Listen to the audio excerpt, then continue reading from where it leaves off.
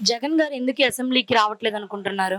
ఆయన పని చేసింది అంతా తప్పుడు పనులు చేసి ఇంకెందుకు వస్తాడమ్మా ఇక్కడికి?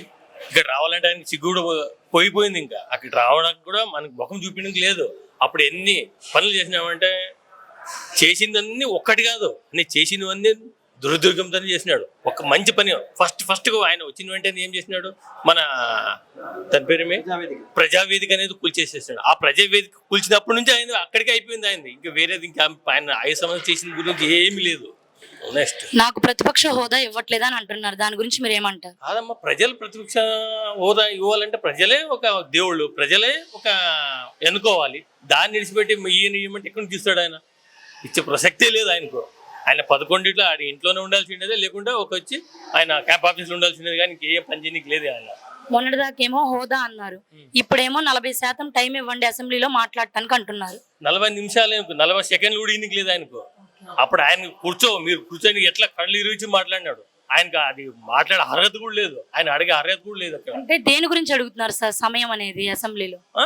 ఆయన మరి ఇదొక్కసారి ఏమన్నా అన్ని బార్ బాటిల్ అన్ని కావాలని అడుగుతున్నాడే. మళ్ళీ నెక్స్ట్ మళ్ళీ ఇప్పుడు ఇన్ని రోజులు బాగా సంపాదించుకున్నాడు, మళ్ళీ ఇంకా కొత్తగా వచ్చి ఇంకేమైనా అడుక్కొని మరి సంపాదించాలనుకుంటున్నాడేమో, ఎలా తెలుస్తుంది? మరి నెక్స్ట్ సీఎం నేనే అని ప్రతి ప్రెస్ మీట్ లో చెప్తున్నారు ఆయన. ఆయన కళలో కూడా అనుకోవద్దు అని చెప్పేసి, ఆయన కళలో కూడా అనుకోవద్దు. ఇంకా 25 ఏండ్లు ఇలాగే ఉంటుంది, ఇలాగే మన తెలుగుదేశం పార్టీనే ఉంటుంది. ఇప్పుడు ఈ మెడికల్ కాలేజెస్ లో ప్రైవేటీకరణ చేస్తే ఊరుకోనని చెప్పేసి వార్నింగ్ ఇస్తున్నారు. కాదమ్మా, మెడికల్ కాలేజ్ ఎక్కడ ఒకటన్నా వర్క్ చేసినాడా? దానికి ఫండ్స్ అని తీసి పెట్టినాడు ఇంతవరకు. ఆ మెడికల్ కాలేజ్ మొఖాలు చూడడానికి లేదు. ఎట్లా తిరిగి చూస్తావమ్మా? మా ఇల్లు ఆయన చూసుకోమను. ఆయన ఆఫీసులు అన్ని బాగున్నాయి. జిల్లా కోటి మంచి టీడీపీ మన వైఎస్ఆర్ ఆఫీస్ కట్టుకున్నాడు, కానీ ఎక్కడ మళ్ళీ అన్ని గవర్నమెంట్ ఆస్తులతోనే కట్టుకున్నాడు. ఆయన సొంత ఆస్తి కొని కట్టుకోలేదు కదా ఎక్కడ. నెక్స్ట్ టెండర్స్ అన్ని క్యాన్సిల్ చేస్తానని వార్నింగ్ ఇస్తున్నారు మెడికల్ కాలేజెస్ కి. ఆయన ఎవరు మెడికల్ క్యాన్సిల్ చేయడానికి? ఆయన ఒక 5 సంవత్సరాలు ఒక ముఖ్యమంత్రి అంతే. నెక్స్ట్ వచ్చి ముఖ్యమంత్రికి ఆయనకి ఎంతో పవర్ ఉంటే ఆయన చూసుకుంటాడు. ఈయనకేముంది? ఇప్పుడు అయిపోయింది ఆయన పని. మరి నెక్స్ట్ ఎవరు ముఖ్యమంత్రి వాళ్ళకు ఉంటుంది. ఆయన ఉండే ఒకటి లేకపోయినా ఒకటి. ఇప్పుడు ఓకే, దేని గురించి రావట్లేదు అసలుకి? మరి అంతే మొండి పట్టు. ఓకే, ప్రతిపక్ష హోదా ఇవ్వట్లేదు నాకు అని అంటున్నారు. దాని వస్తే అతనికి చంద్రబాబు నాయుడుకి ఎవరన్నా చెప్పారు కదా. అప్పుడు చంద్రబాబు నాయుడు కూడా ప్రతిపక్ష హోదా నీకు లేదు, నేను 4 ఎమ్మెల్యే లాగిస్తే అన్నాడా? ఆ సిద్ధి మరి రావట్లేదు. మొన్నటిదాకేమో హోదా అన్నారు, ఇప్పుడేమో 40% సమయం ఇవ్వండి చాలు అసెంబ్లీలో అంటున్నారు. దాని గురించి మీరేమంటారు? 40% టైం ఇవ్వండి చాలు నాకు మాట్లాడటానికి అంటున్నారు. దాని గురించి మీరేమంటారు?